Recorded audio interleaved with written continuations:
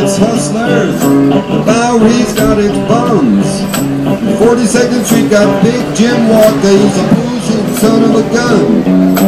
Big and dumb as a man. All of us are products of our time, but very few of us are as much products of our time as Julian Assange. You don't talk on Superman's cape, spit into the wind. Pull the mask off the old Lone Ranger and you don't mess around with Jim. In 2010, the global leaders of finance and government must have been terrified. They had watched men like Mark Zuckerberg and Billy Wales come out of relative obscurity to innovate new kinds of social engagement via the internet. And just as Wikipedia had done the impossible in opening the encyclopedia to the crowdsource, it must have seemed like Julian Assange stood at the possibility of opening up the entire apparatus of state secrets. Oh, the mask of the old Lone Ranger and you don't mess around with Jim. Within 2 years, the threat would utterly dissipate. WikiLeaks organization would lose its relationship with all the major news distribution centers like The Guardian and the New York Times and be reverted to working with RT, Putin's mouthpiece. They couldn't raise money with PayPal or the major credit card companies.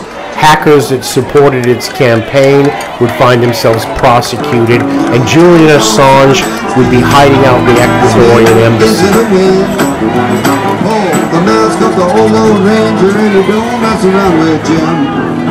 Being supported by groups of South American leftists who sang the praises of their president Correa, a man who has carried out an aggressive campaign to silence media in his own country.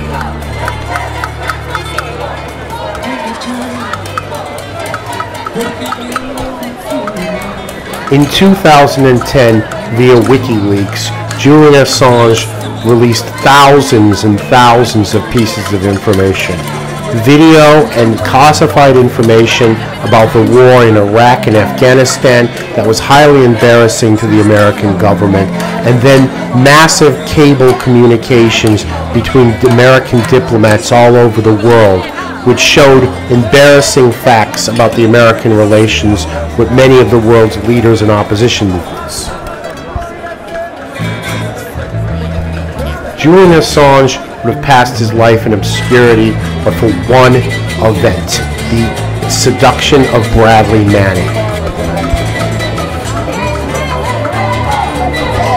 Bradley Manning was a private who was gay in the U.S. Army. Stationed in Iraq, he had extreme access to poorly secured information. Via chat rooms and discussions online, it's been established that he was contacted by Julian Assange, who he had said he felt that he'd been entering into a relationship with.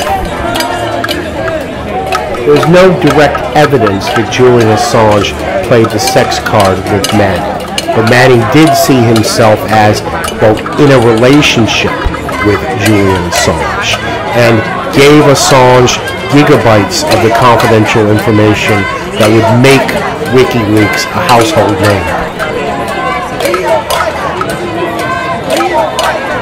Assange's origins are incredibly obscure. Originally a citizen of Australia, he spent his early youth interested in computers and an extreme introvert. Dropped out of university, he was noted for poor hygiene, for living a troglodyte lifestyle, and for bumming money and not repaying. A strange combination of paranoia and narcissist obsession with fame. This is a man who would bum money from people to buy train tickets so he couldn't be tracked by governments as he jumped from media appearance to media appearance.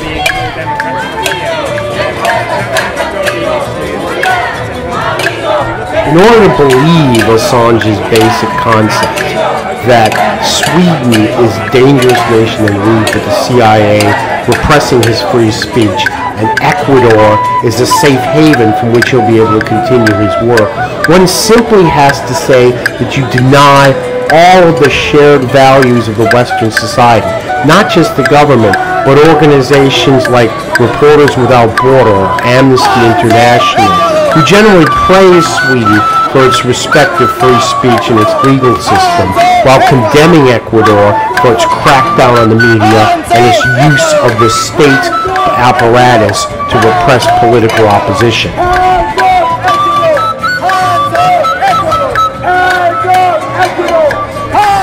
Essentially, though, this is what happened with Assange. Assange stopped being serious. WikiLeaks stopped being a new concept in the way that Facebook or Wikipedia had been a new concept, and simply became a part of the media circus, a performance, a show. For anyone who follows global press freedom, Assange's running away from Sweden to try to get to Ecuador is truly bizarre. According to Reporters Without Borders' 2012 global rankings, Sweden is one of the few countries in the world that has a very good situation as far as press freedoms are concerned.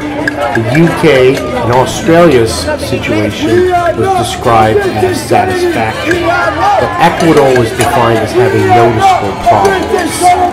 Ecuador's Correa government has taken an active campaign to silence media opposition and also to prosecute protesters within his own country.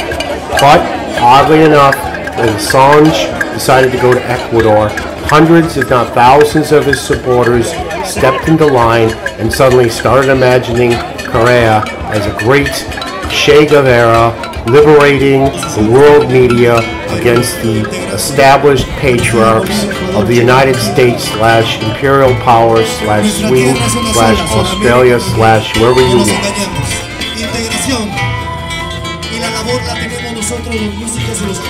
As Manning sat in prison, one might have guessed that Julian Assange, who was so enamored with the idea of a campaigner, would have followed the great traditions of Gandhi, Martin Luther King, and the dissidents in Eastern Europe, who embraced prison time as ways to reveal the injustice of their time.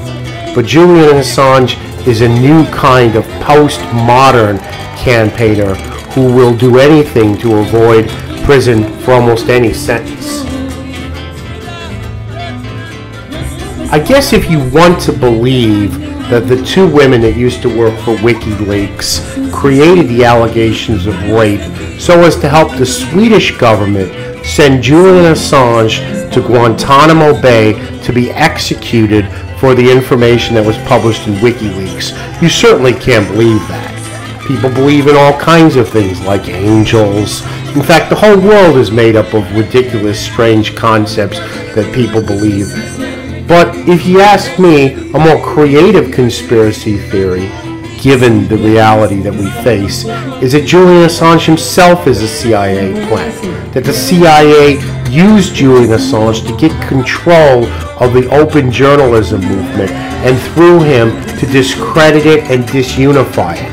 In 2012, as Julian Assange sits out in the Ecuadorian embassy in London, and Correa makes the most out of it, the WikiLeaks organization is a vulnerable, broken, bankrupt shadow of its former self.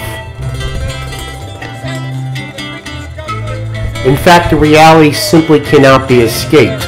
Under Assange's tenure, the open journalism movement, as embodied in WikiLeaks, has collapsed. Julian Assange was the worst possible leader for this movement, obsessed with his own self-publicity and yet paranoid, thoroughly narcissistic, intellectually shallow. Julian Assange has led the movement down a dangerous and pointless course.